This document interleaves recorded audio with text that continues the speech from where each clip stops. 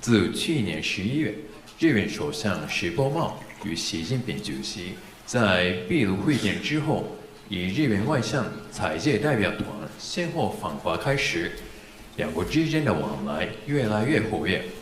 但是，两国之间还存在很多问题。请问王外长对当前的两国关系有什么看法？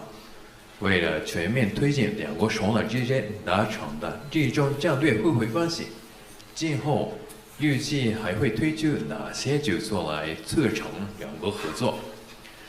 日方请求中国尽快解除禁令，重新进口日本水产品。对于日方关于恢复进口、安心再换营商等方面的担忧和期望，中方是否有意积极回应？谢谢。Kyoto News. Japanese Prime Minister Shigeru Ishiba met with Chinese President Xi Jinping in Peru last November. This was then followed by visits to China by the Japanese foreign minister and business leaders. China-Japan ties are warming, but issues remain. How would you comment on the current relationship? What more can we expect in measures to promote cooperation in order for this strategic relationship of mutual benefit to advance across the board? And does China have plans to respond favorably to Japan's concerns and expectations on issues concerning aquatic imports and China's business environment?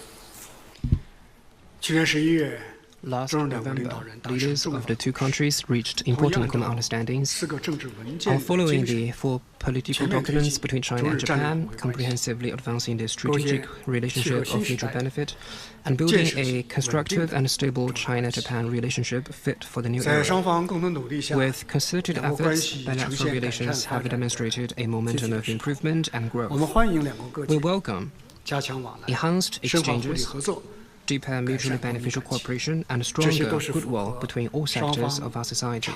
All these are in the long-term interests of both sides. As for the specific concerns of the Japanese side in your question, China will handle them responsibly and properly in accordance with laws and regulations. Here, let me highlight another point. This year marks the 80th anniversary of the victory of the Chinese People's War of Resistance against Japanese aggression.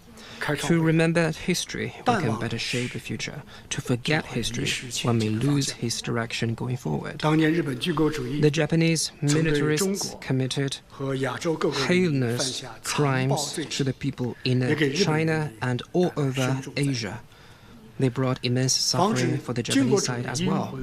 Guarding against the revival of militarism is a duty that Japan must carry out without a moment of relaxation.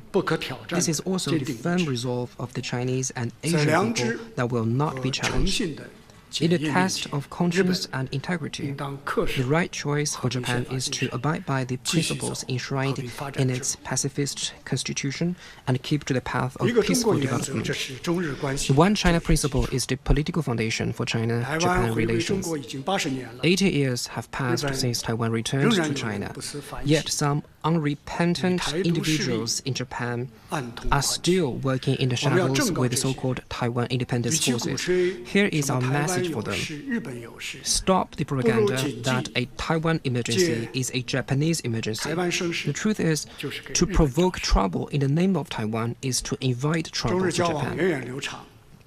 There is a long history of ties between China and Japan.